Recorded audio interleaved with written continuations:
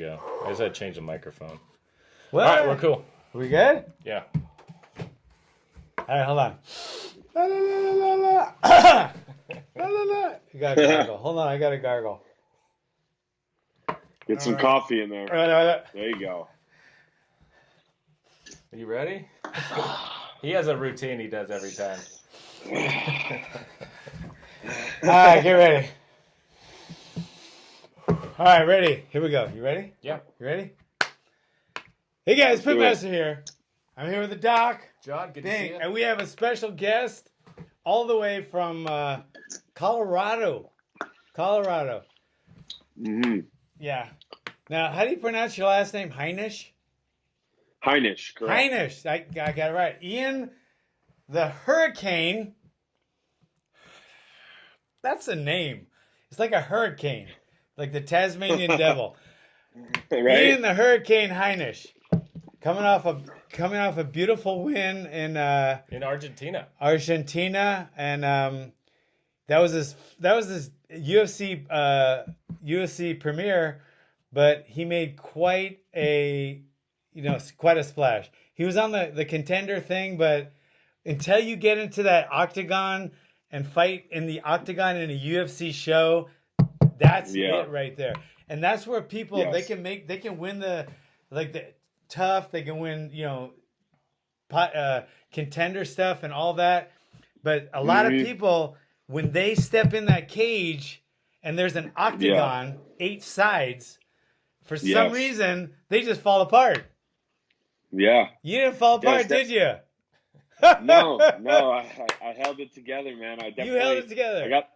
I got to admit though, that was probably one of the most nervous I've ever been for a fight. So I can only imagine. Because there's if you go into a cage, sometimes it's round, it's a hexagon, it's a pentagon, whatever. But when it's an octagon and there's 8 actual sides, the nerves go up here. If you're in a pentagon, it's here. You're in a hexagon, it's here. But if you're in an octagon, that shit is real. It just got so real. That's the top of the top. It's like playing Major League Baseball instead of AAA. For yeah, sure. well, for me it was, I took the fight on 8 days' notice. I'm fighting the number 16 guy in the world, and I'm in Argentina. And your whole life you're like UFC, and it's been such a hard promotion to get into. And then I'm already fighting in the top 20, and it's just like.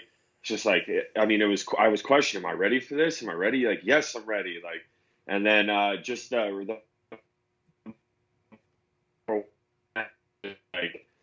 super high nerves. I'm glad I got that out the way. I feel great now. Well, you made 2 fans out of us. We watch the fights most every week. We watch the fights together. Let me just tell you, my wife actually thinks we're gay. Anyway, we were watching the fights, and you made 2 new fans out of us, and then we heard about your backstory, a little more about it, and we're like, oh, we got to talk to this guy. Super interesting guy, really making a name for yourself, and then to come on the scene on a main card, that was awesome. And Mark Montoya is one of our favorites. Yeah. Yeah, and Court McGee loves you, by the way. Court McGee loves you, and Court McGee and I are very close. Yeah.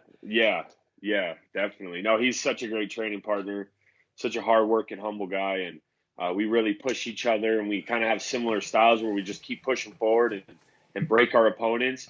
So when we match up against each other, it's just so fun and sparring because we're both trying to break each other, and none of us will let up, and it just makes for some great rounds, and we really push each other. So I'm so grateful to have him in our camp now. Oh my God, I love Court. If you don't, okay, this is a true story. If anyone doesn't like Court McGee, they're a douchebag. Anyone. Because you can't not like him. You just can't. Right? Like, people cannot like me. Sometimes, I don't know, maybe they might not like Mark Montoya. More people like Mark Montoya than me. But nobody doesn't like Court McGee. He's that fucking guy. So, he is, man. He's a good dude. He is a good guy. So, when you walked in, okay, so were you more nervous in the dressing room getting wrapped, walking out to the cage, or in the cage when they were announcing you? Which was more nerve-wracking? It was probably like the 5-10 minutes you have right after your warm-up's done and you're kind of cooling down a little bit. Hands are wrapped, gloves are taped, and you're just kind of standing around waiting for the next fight to end, and the commercials or whatever, and they're like 5 minutes, People, 4 minutes. Oh God! And it's just like, and all this, like, I was like, it came through my head, and I've never felt this feeling. I was about to look at coach and be like, I can't do this. I'm not ready for this. Oh my God! And I mean, I'm just being real, but I silenced that voice of doubt. And once I walked out there, I was like, oh, this is the same thing. The crowd's a little bigger. Once I stepped in the cage, I was like, oh, I'm gonna own this cage. I felt at home. I felt great when I got in the cage. Wow, that is a good sign. That is a damn good sign. So tell us, 8 days. But this is out of the country, so how soon after you found out about the fight did you have to get on a plane? 3 days. I was it was like Friday when I found out about the fight. I looked at the opponent. I called Nate Marquardt because he fought him, and I asked his opinion. And I called my coaches, and they're like, yeah, let's do this. And I was like, okay, let's do it. And then the Denver fights were the next night, and I had tickets, and I almost didn't go because I was just tired from training, and I left that Monday. So I found out Friday, went to the Denver fights on Saturday, packed all Sunday, and flew out Monday morning. Wow. That's last minute. Yeah. It's about as last minute as it gets. That is, yeah, and I had to do all of my medicals in between then. And then once I landed in Argentina, I didn't have time to get processed for a visa before. So I had to go down to immigration with some girl who was supposed to take me the night I got there and then didn't, and then was supposed to take me the morning I got there, and it's 4 hours ahead. So I woke up at like 7 to meet her, which is like 3 o'clock in Denver. And then she wasn't even ready to go till like 11. So, and then we were at the immigration for about 3 hours, and it was just madness. It was a madhouse down there just waiting to get this work visa. So it was a little stressful, but we got the job done. Okay. Now we're going to talk about your past, if that's all right. Is that off limits? Yeah. No. So that must be like weird because now you're in the visa thing, and you're in getting a passport, and does any of that stuff like physically and like in your mind like start getting kind of fuzzy? Yeah, I mean, I was getting some feelings of like, because the last time I was in South America, I was trafficking cocaine. So it was interesting being back there. And when I was back there, I was thinking to myself, because I got pulled in security, and I was like, oh, I'm actually legit, not go. And so it was kind of a surreal feeling. Hold on, sorry, my video. Is that your internet or ours? There we go. I don't know. I think it. But go to your. Are we good now? Wait, do you want to try to go to your? You're kind of cutting out. Let's just make sure it's not us. I don't know whose internet connection that is. Maybe let me move. Maybe. I think ours is better in there too. I wish we could let's bring our thing out. Let's tell what's his name tomorrow. Here, I might have to call you right back. I'm gonna switch our internet over, okay? Okay.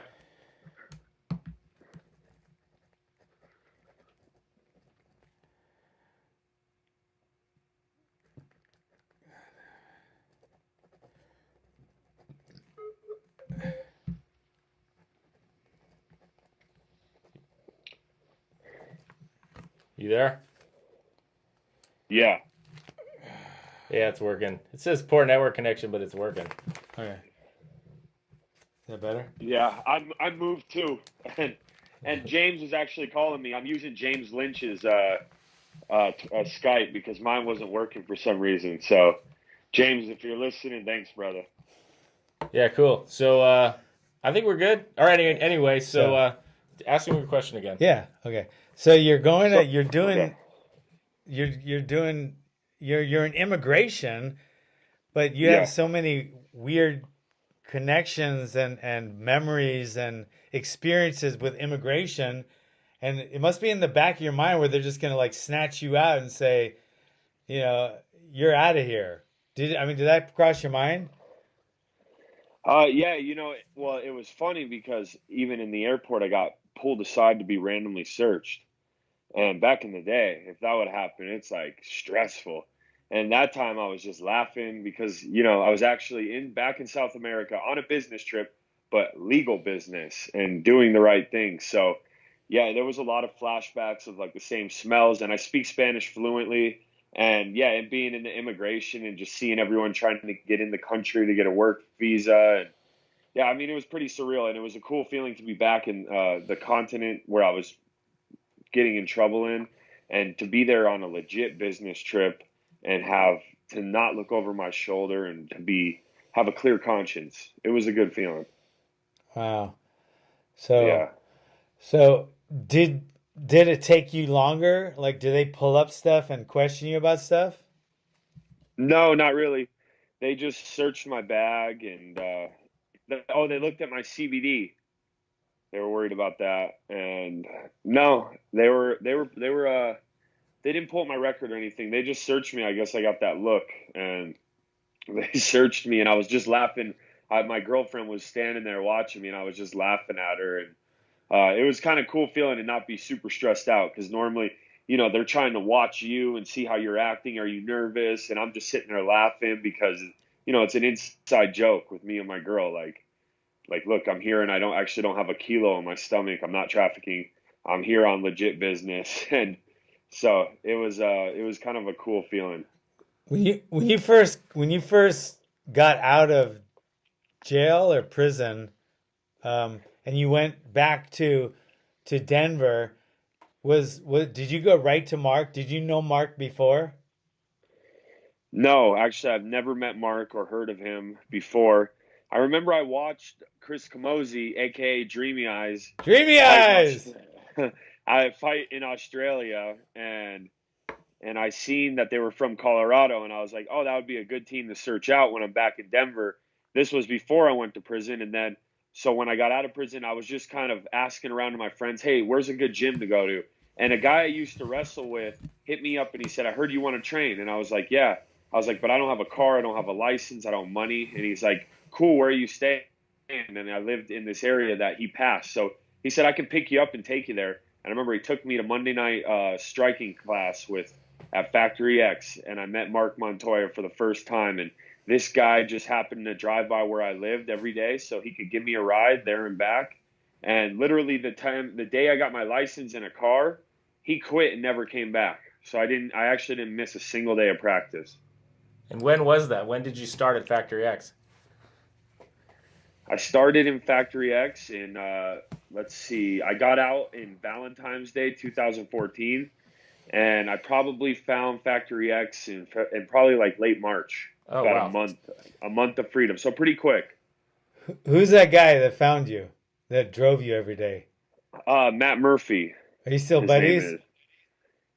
We talk. He moved to Florida. He quit fighting, but yeah, we talk once in a while. And I tell him, I'm always like, man, I'm grateful for what you did. And yeah, so I mean, we're in touch a little bit, but yeah, he kind of quit and disappeared a little.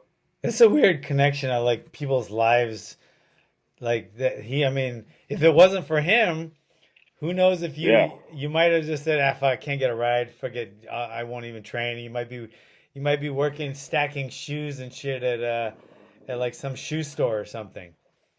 Yeah, yeah. Well, I was roofing with my dad. My dad owns a roofing company, Uh, so I was roofing with him. So who knows? But I knew I wanted to train, and I was going to find a gym. But with his help, I found the perfect gym, and I got to train earlier than I anticipated because I had a ride there every day.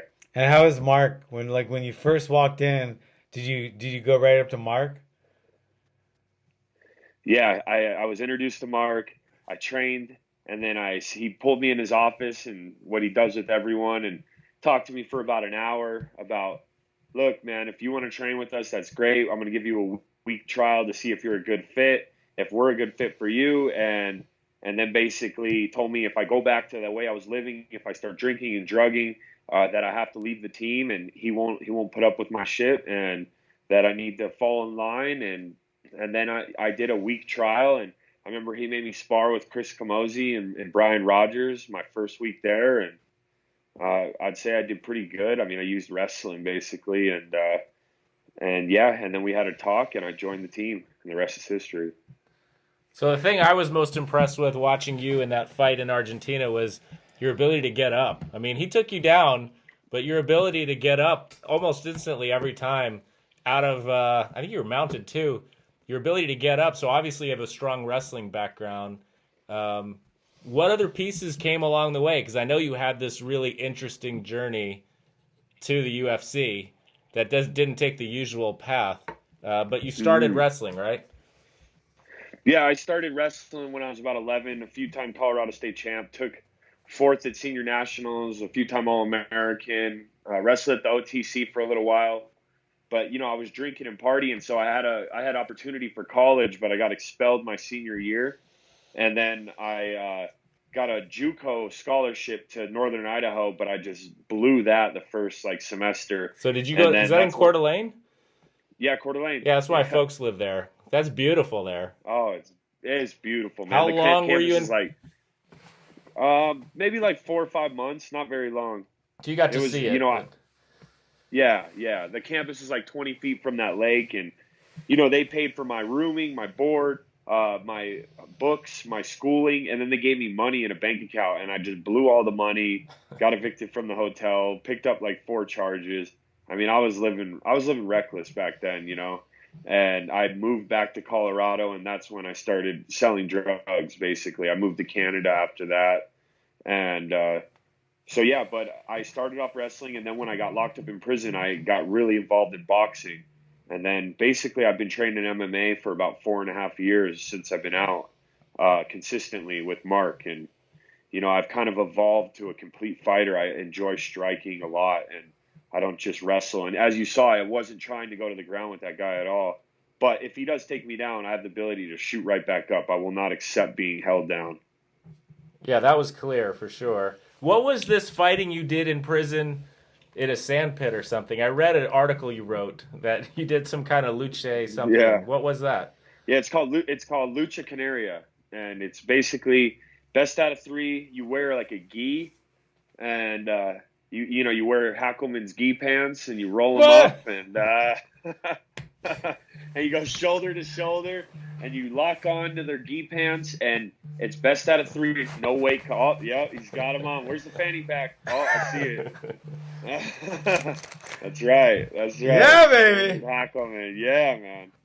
And you link up shoulder to shoulder, and it's best out of 3 in a gladiator pit with it's sand, and if their hand touches, their knee touches, that's 1, and it's best out of 3, they get eliminated. And basically, if your team has people left at the end, you win. So you got to run through a whole team, and they keep getting bigger. It's like African style Senegalese, but the Spanish Canarians have their own twist on it. And so I started participating in this sport, and the coach, the father of the best Lucha Canaria guy ever, was locked up with me, and he was my coach. And it usually takes 3 months to get in this program. You got to do all this paperwork. And I walked right up to him. I showed him my cauliflower ear, and he was like, all right, you're on. And I came on the team. I started dominating everyone in the prison. And then the prison brought in a professional team off the streets, and I beat the whole team, me and one other American. And these guys are making money on the street. They're professionals. And so the president of the Federation of Lucha Canaria wrote the warden a letter and said, hey, when this American gets out of prison, we're going to sign him. So keep him on the island. And the warden turned out to be very racist and did not like the idea of an American dominating his sport. So that's when they shipped me to the north of Spain called Leon. So they moved you. So you were on those islands off the coast there. Yeah, off the coast of Morocco. Wow. So then they got rid of you, and then you picked up and then you started boxing training in the other prison. Yeah. So then this other prison had a boxing program, and this coach was pretty good. He reminded me of Mickey out of Rocky, Rocky's coach, and just an older guy, but a good coach. And I just boxed full time. I had a few fights in the prison, and they let me make my own MMA class. So it was great. Prison. That sounds like prison. That's a nice prison. It was nice, man. I got to go to church. I got to learn Spanish. I had 2 boxing classes a day and then my MMA class in the evening, and we would run and do strength conditioning on the other days. Wow. So they fed you okay while you're in there, so you could Not train. really. Not really. Not really. No, the food was the issue. You know, if you had some money, you would buy tuna and mussels and get one of like their bocadillas, like their breads, and you just make a sandwich. And that was like eating, like prime rib. Was that commissary? Did they have like a commissary where you had to have? Yeah. So it was like a store Yeah. that's open every day. Yeah, at commissary, you got to order it in American prison. Yeah. But they had like a store, and your card charges up every week if you have people put money on it. And so it was like commissary food. But yeah, sometimes, man, they would feed us like in the morning some milk that they mixed up with powder with a piece of bread. That was breakfast. For lunch, it would be, sometimes 1 chicken leg or 2 chicken legs and like potatoes. And there would always be a fight when there was chicken. And then in the afternoon, sometimes it'd be like potatoes with potato croissants with potato soup. So you weren't getting the best nutrients in for sure. It was rough. But what about like drugs in there in the prisons over there? Was that something that happens at all, or are there no drugs in that prison? Oh man, there's every drug there is in that prison. You pay the guards a certain amount. They bring you an iPhone, a panini maker, and a piece of hash.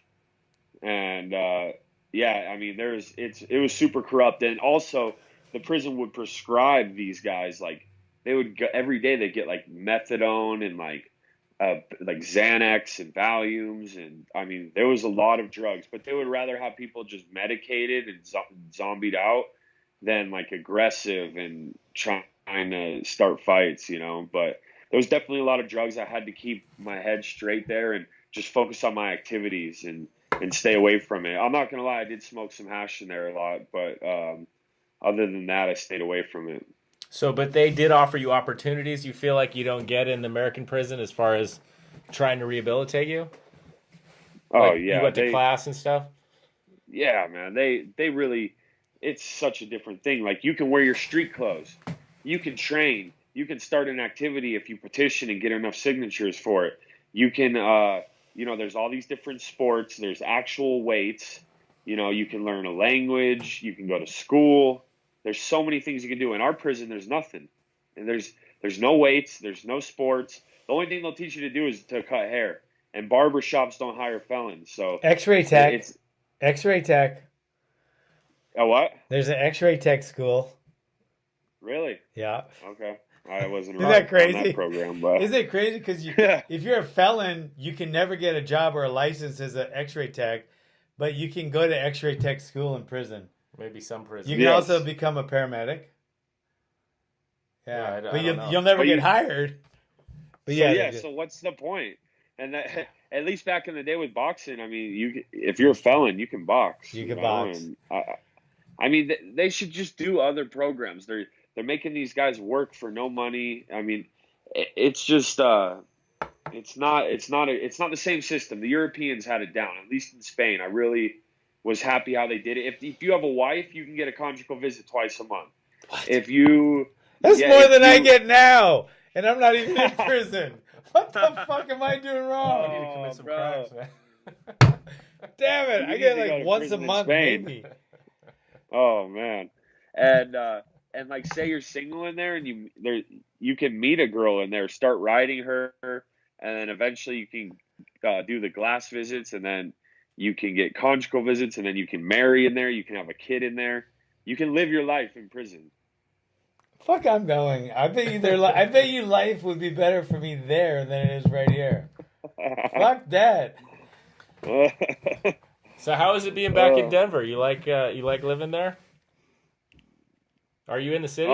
Yeah, I'm south of Denver. I'm kind of in the suburb of Denver, and it's cool, man. I mean, I love Denver. I was born and raised here. I'm really more of a beach person, but I'm here. I'm actually leaving for Mexico on Tuesday to kind of get my beach fix and then get ready for my next fight. What about Are you near great. Littleton? Yeah, Littleton. Oh, yeah. Do you know the martial arts, People's Kempo Karate? I've seen it. That's my good. You should go in there. Those are really cool people. I go there for their black belt testing. Okay. Yeah, we're really close. Yeah, look for. They're really good. That's like that's under Cecil Peoples, if you remember him. He used to be a ref in some of the fights, and yeah, they own that school, and it's a really good martial arts school. They'd love to have you come in. The owner's name is Chuck and Connor and Carol.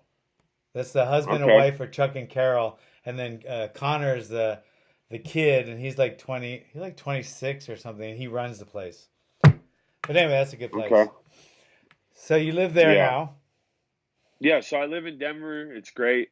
I'm not a fan of the cold that much, and I love the mountains, but in the summer, obviously. But, I mean, training at elevation is great. I mean, it shows with the cardio.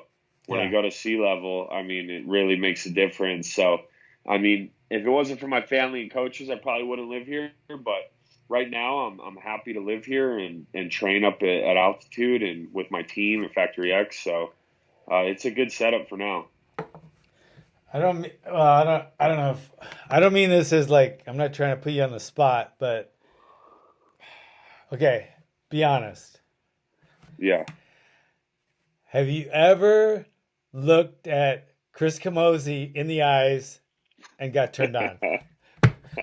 Come on, bro! It's only gay if you kiss. No, I mean Chris is my boy, man. Isn't he a great guy? He's a great guy. His poor brother. His poor brother. I know. Unfortunately, I mean, he was, yeah. I mean, I hope he gets another shot. He's still super young, and Chris still has a lot of good things going for him. You know, he just won his glory fight, and he's undefeated. He's won like 3 in a row, hasn't he? No, he lost the decision on one, but he's 2-1 in glory. But now he's going to switch back to MMA, and they're just great training partners. I believe training with Chris really helped me with that last fight. The guy was a tall, long southpaw, and training with him all the years is just it was just perfect for me. That's why I felt very confident just taking that short notice fight against Cezar. How'd the fans treat you down there in South America? How was your experience? You know, it was good. It was great. You know, I speak Spanish fluent, so they were loving that, and all the reporters in my after fight speech, they were just hyped when I was speaking Spanish, but obviously, I got a few boos during the fight because Cezar was backing up and, you know, he wasn't engaging as much as I would like. And, you know, they were kind of ruthless down there. But once I spoke Spanish and they realized I wasn't just some gringo, and they were super cool with me, and everyone was reaching out and just nice people. It was cool. I'm sure you made a ton of fans down there. Yeah, I would love to fight in South America again. I love it. So what? You said you're gonna be training for another fight. Do you have one on the books yet?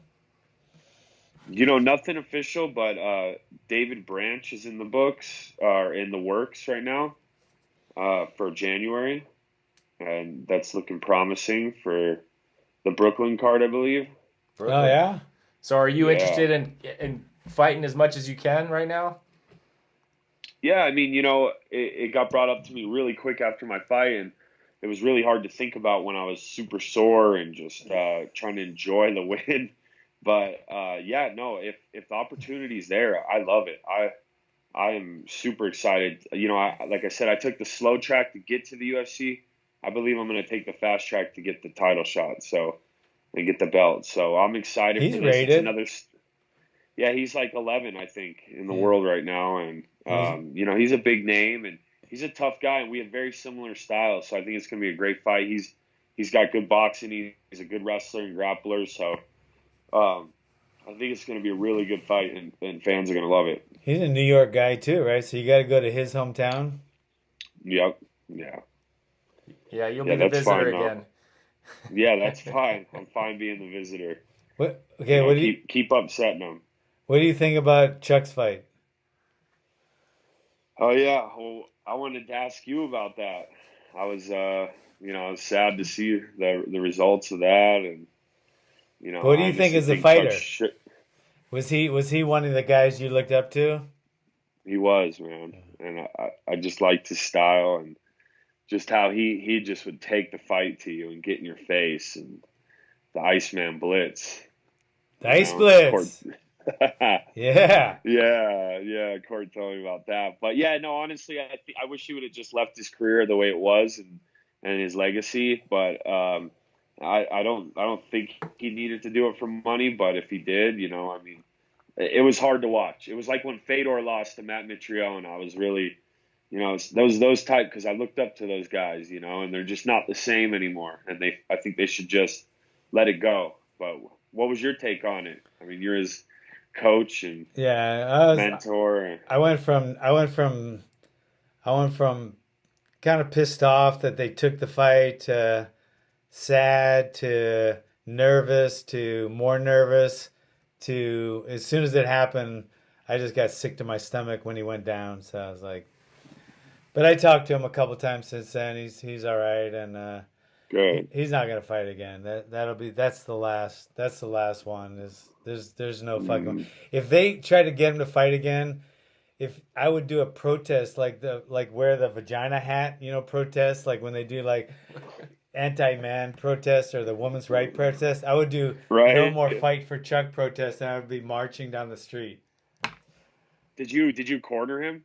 No. For that? No, I didn't. No. I didn't even go work with him at all. He had they had somebody else came in, and he knew I didn't want him to fight, so there was kind of a weird dynamic there because I was against it from the beginning. So yeah. It did not because every young fighter, they just look up to Chuck, and Tito is a really good guy and a really good fighter, but for some reason he's not looked up to, and never has been, never will be like Chuck is. It's weird because I don't know why, but you just don't look at Tito and go, "Oh, that's my idol." But everybody looks up. All the fighters look up to Chuck. Why do you think that is? I don't know. Chuck just has more of like a leadership role, I think, and Tito is just kind of, I don't know. It's just different. Like you said, it's really a hard thing to explain. I mean, Chuck's like a pioneer, and he's one of those guys who didn't talk too much crap. He just went out there and handled it with his hands, and I don't know. I don't know why that is. I'm kind of, I'm kind of lost with words like you on that, but yeah, I definitely know what you're talking about though. Like Chuck he's just a pioneer of the sport. And I mean, when they were in their prime and all that hype of them fighting and I mean, Chuck just walked through him like twice. So, I mean, that was when Chuck was just destroying people. Yeah. The chin went. Once the chin goes, it's like, yeah, that's never going to come back, Once you lose your chin, I mean, it's like, it's not going to go anymore. You have to change your style. Like you could kind of not have a chin and be like Muhammad Ali. I'm not saying he didn't have a chin, but the way he fought, always moving. But someone that goes right in to slug, and if you don't have a chin, it's like you're walking into a gunfight and your bullets you're empty, So yeah, exactly. Yeah, you're just more vulnerable. Yeah, and so yeah, I mean, after his last time he fought Tito, I think he could have just left his legacy alone. It could have been. Yeah, it would have been perfect. It's like okay, think of it this way, and I don't mean to be crude, and I don't know if you're like I'm not trying to fat shame, but like it's like a fat chick, right? So you fuck her once because you have to, and then maybe you'll fuck her twice, but why would you want to fuck her the third time? That's a fact. You don't. Because you already did it twice. Why would you? Now the fat chick, you don't want to fuck her the third time, so you shouldn't ever. It's a bad idea. Yeah, don't go Words back to there. live by, Ian. As a young fighter, Ian. You can take that. I'm a mentor. I'm like a mentor.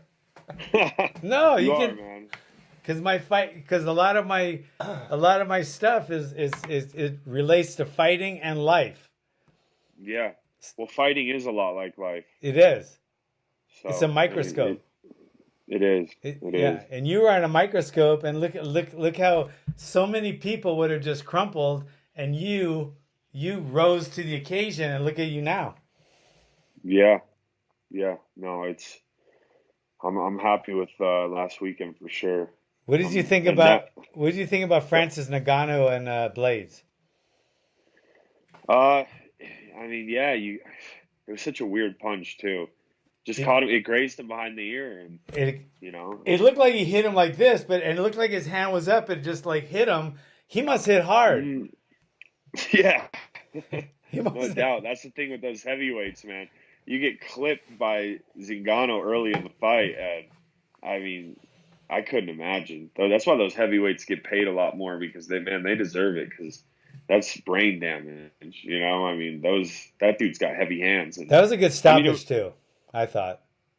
yeah, yeah. At first, when I watched it, I was like, "That's he's still going," but then he was just eating unanswered shots, and it's kind of one of those things that you knock someone out and then you wake them back up, and Yeah. it's probably not a good idea. They keep going, No.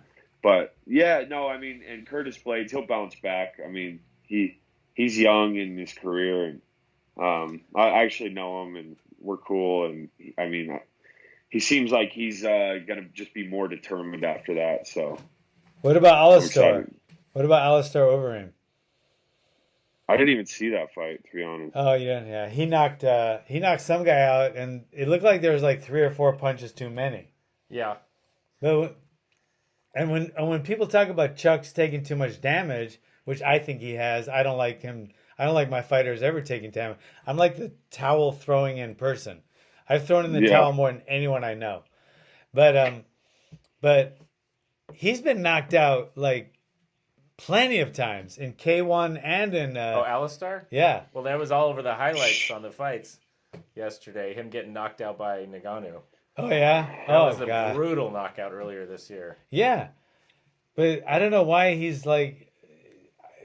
I would think like he's been knocked out like 12 or 13 times. He's had 60 fights, I think. Alistair? Yeah. He's had probably 61, 60 fights, something like that. Yeah. That's a lot of fights. So you have That's a girlfriend crazy. now? Yeah, I have a girlfriend now. She came out with me to Argentina. Super supportive, good girl. Where'd you meet her? At a yoga festival. Really? Yeah, man. Okay, let me tell you something. This is my words of wisdom because I'm 60. Yeah. Do not ever, and I used to think it was cool, and I used to do it. Do not ever cheat. No, I know. It's like the worst thing in the world. It doesn't make you It cool. is, man. It makes you a douchebag. It really does. It does, yeah. And a And lot I of used to do athletes it. think, It's not good. yeah. Well, more words of wisdom from Hackelman. I love Yeah, it. do not Good. ever cheat. That's one thing that'll get you kicked off my team like that. Yeah, our Yeah, that's MMA good. show often turns into relationship advice. I'm like, That's- how dare you? It's not a bad thing. I'm telling you right now, Yeah. treat her with respect and don't ever cheat on her. And Yes, sir. it's a freaking it'll come back and pay you back. Tons. Yeah, no, I agree. Are you I still training right now? agree. Do you come back from a fight and start training again? No, I need I'm still pretty bumped and bruised up. I'm gonna rest. I'm gonna go to Mexico next week. I might hit some pads tomorrow, just stay sharp, and then I'll be back in full training camp next week. Yeah. Not next week, the week after. Yeah, on the 3rd. When do you what's your target date to be fighting for a title? If you had it your way. I would say 2020, 21. You know? Okay. Yeah, maybe 2 years from now, 2.5. Yeah.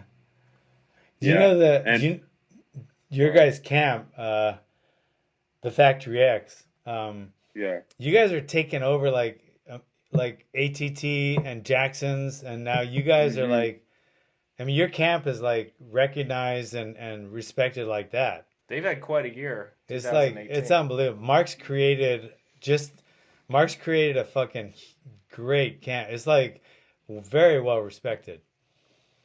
Yeah, we're doing amazing, and people didn't give us the respect. I talked to Ariel Hawani a few days ago, and he's like, "It's partly my fault because I don't get over to your guys." And I mean, now they can't deny us. We got Anthony Smith, Macy Barber, Devontae Smith just won his debut. And now we got me winning my debut, and then next weekend we got Chris Gutierrez about to make his debut. We have a bunch of up and coming fighters from under him, and now we have Court joining the team. You know, Siler. Siler's here. Siler's, oh, I can't forget Siler. Siler's the man, and he's fighting for the $1 million in the PFL tournament. And man, I hope he wins it because that guy deserves it, man. He deserves it so much. Dude. He deserves it. He does. Yeah, he's an OG in the game, and his fights are so funny. He's like this grappler guy, and then he like drops people and subs them. Do you know I've never in my life, even Chuck, even Glover, I've never seen anybody, because I worked his corner a bunch of fights. I've never seen anyone as cool and calm as Siler. He's like the most calm, cool guy. Yeah. He's gambling on his cell phone walking out to the cage. Yeah. Yeah, he's like, wait, coach, wait, hold on. He stops it. Like, we're all walking out to the cage, and he stops it. And the guy's saying, the UFC guys, come on, we got to go. He goes, hold on one sec. And he's like, that's walking out to the cage. He's that calm and cool. Yeah.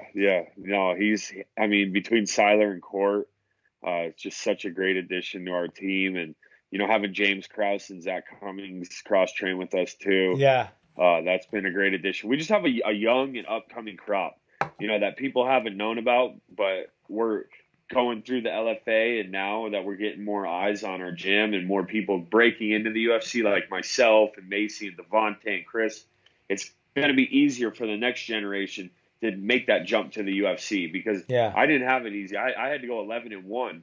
I had to win the LFA belt. I'm coming off 3 knockouts. Then I had to go to Contender Series and knock someone out there just to get the contract. But it was all meant to be, and then everyone's turning me down to fight me, all the lower level UFC guys, all the contender guys that made it in the UFC. And then I got the opportunity to just pass them all and fight the number 16 guy. And so, it couldn't have worked out better for me. And now I get to fight a guy who's close to the top 10 next and go make a statement on him. And I was going to ask, what do you think about Branch? Branch has been in the game forever. And he's taken some knockouts recently. That's why I'm wondering. I know he's going to come hard, especially off that loss that he just took. Yeah. So, what do you think on that? I think he's a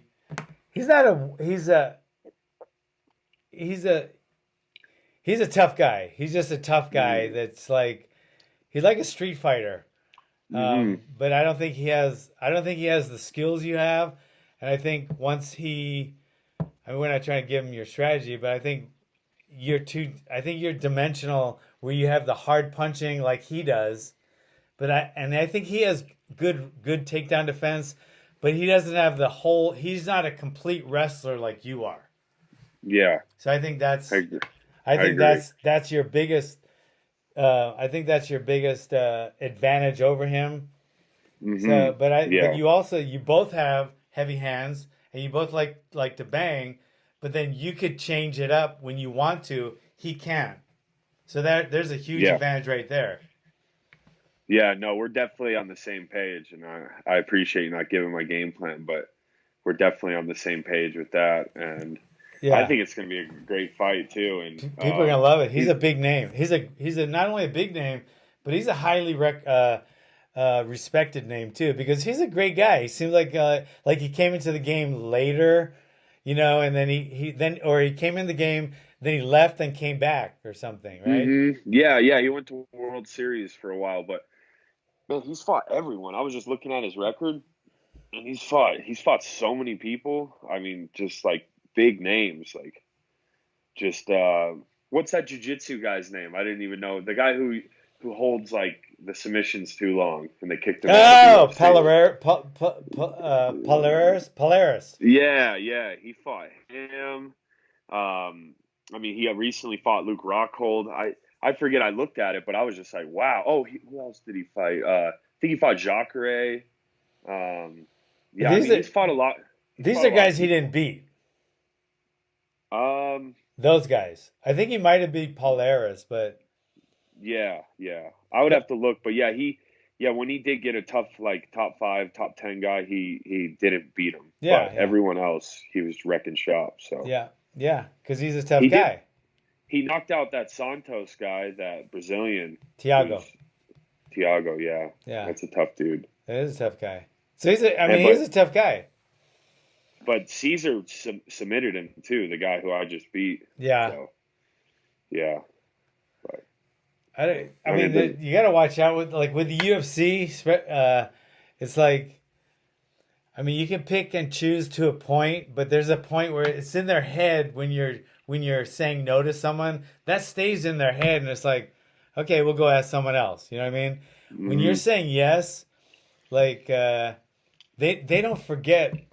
They're for the most part they're a pretty loyal group. Mm-hmm. You know what I mean? They can be pretty loyal to people, especially if you take a fight last minute like you did. So you're kind of in the driver's seat right now. Yeah, no, they were really happy and just like grateful that I took the fight, and they're like, man, that wasn't a tough fight, and you could have said no to it. And I'm like, no, thank you guys for that opportunity.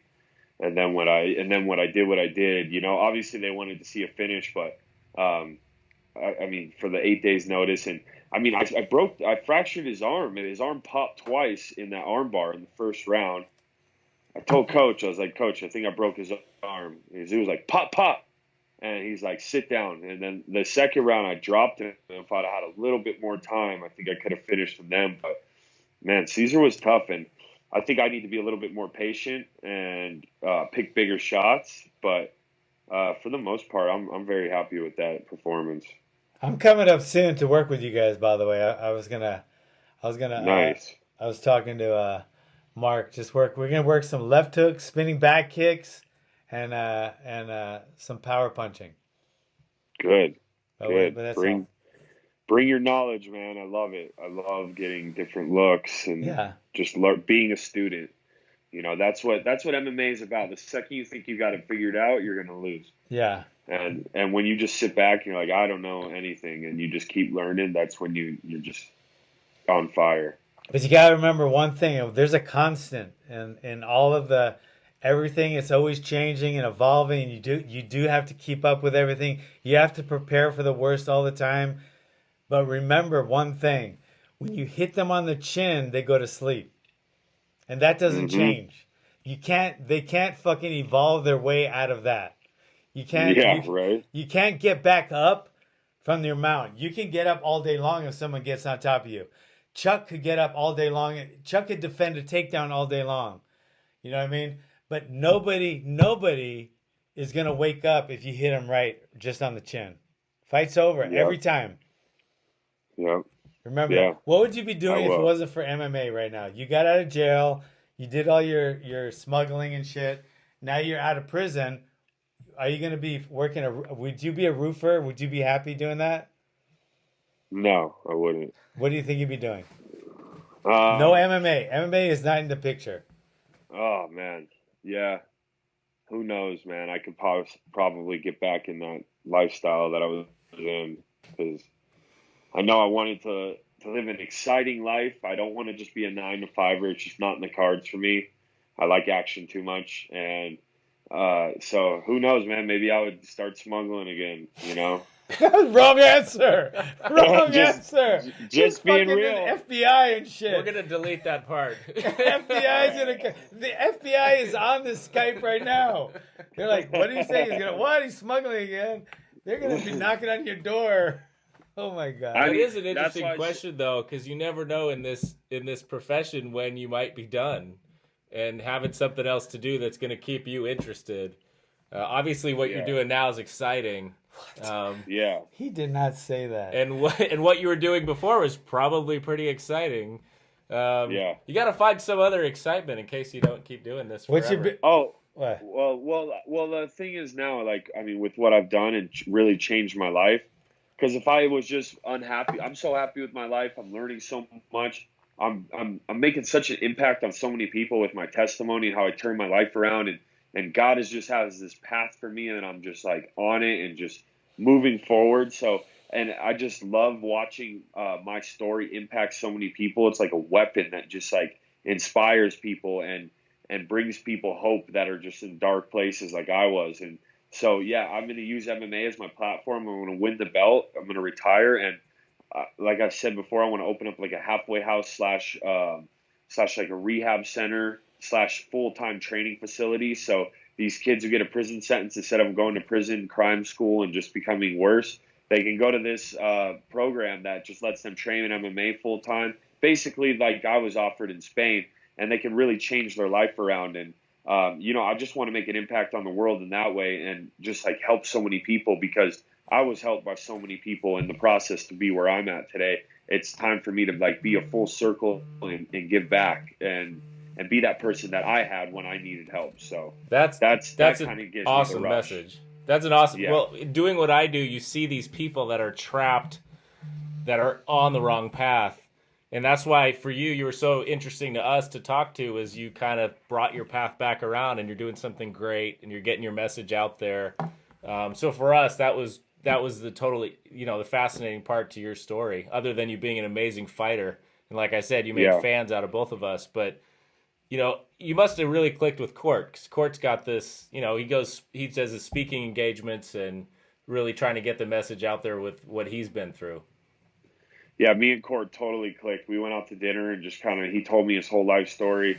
I kind of told him mine, and I believe me and Court are going to team up for sure in the future. And he came into my life for a reason, and I believe we're going to, after fighting, we're going to be together doing amazing things. And I just watched him. I just seen a picture of him on his Instagram speak in front of, I don't know, 10,000 people or more. Yeah. And that is just amazing. I mean, like, I feel like God gives you these tribulations and these troubles in your life to turn into a testimony. And look how many people he's reaching, man. If he's speaking and he's some tough guy with cauliflower ear and not some nerdy dude telling you don't do drugs, kid, I mean, it just makes such a different impact on these kids. And if he can stop, even a handful of kids from going down the path he went, where he basically died from an overdose on heroin and almost ruined his life, if he can intercept them before that and stop that, I mean, the joy from that is unmatchable. I mean, it's similar to fighting. It's a rush of just helping someone, and it's so fulfilling. It's amazing that what he's doing,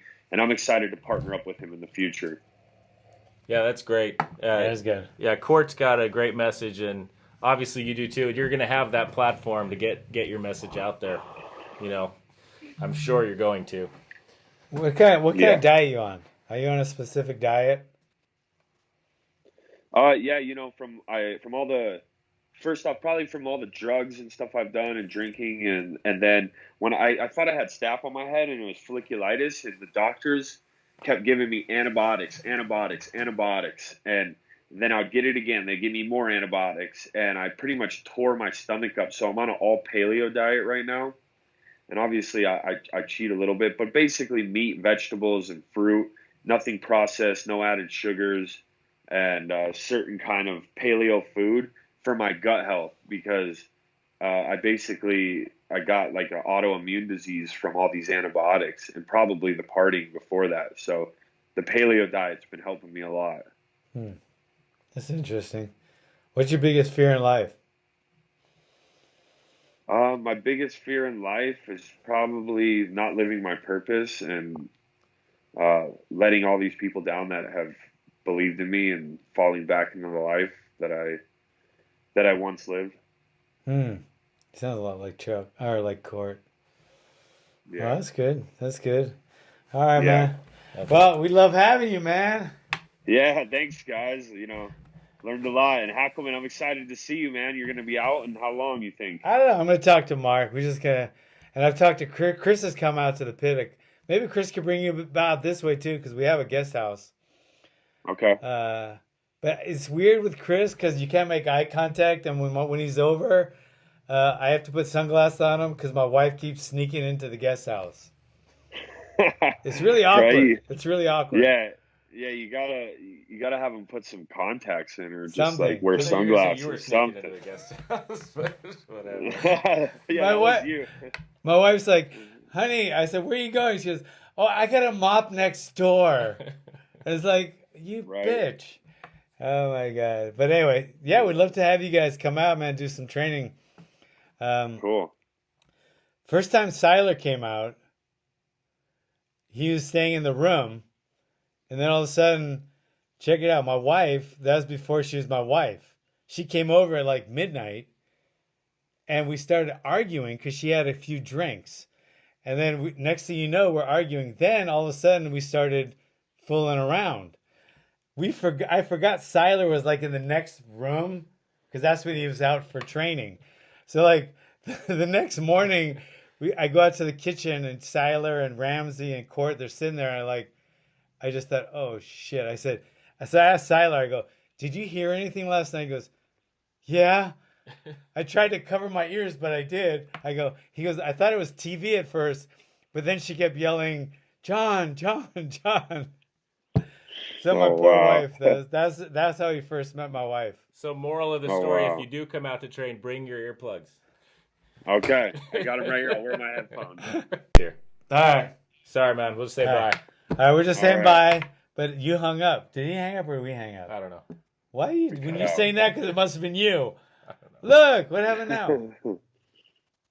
It's working. Okay. Working. All right, man. Hey, want to thank you, and I'm going to be, we're going to be working together soon, but then I'm also going to be following you a lot closer now, and we hope for nothing but the best for you. Thank you. I can't wait to see you as a 185 champion, and spreading your message with Court, who will make it to the 170, and you guys are going to be a dynamic duo. Yes, I agree. Well, thank you guys for having me on. I appreciate it, and we'll get on again after a few more fights or something. Yeah. Love having you, and keep it up, and thanks for everything. Thanks for everything you do, brother. All right, thank you guys. Have a good day. All right, take it easy, man. All right, bye-bye. See ya.